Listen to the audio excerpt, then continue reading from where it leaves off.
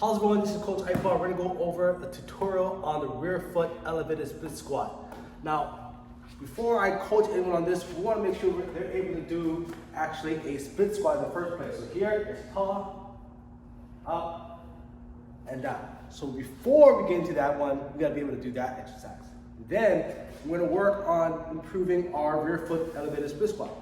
So, position we wanna take is plantar flex here. We don't want this to put a lot of tension on the toes as well as makes this leg activated.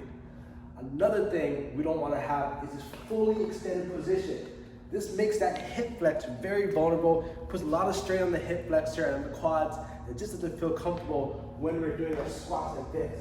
So we feel more of the back leg working. So what we want to take first into account is that we want to get into this nice plantar flex, feet here, chest up. Okay? In that position, we're going to drive through our front leg, the leg that's on the ground. So here, coming up, and return right back down again. Up, and back down. So when I have my ankle face down, I'm not using that back leg as much. There's still some kind of resistance going on, but not so much as if I was like this.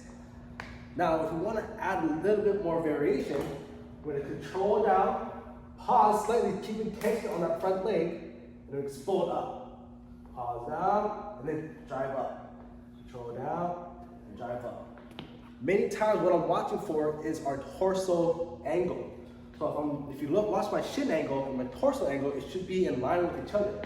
So from here, I'm going down with slight chest forward. But see how my ankle, my shin angle is here, my torso angle should be parallel with that.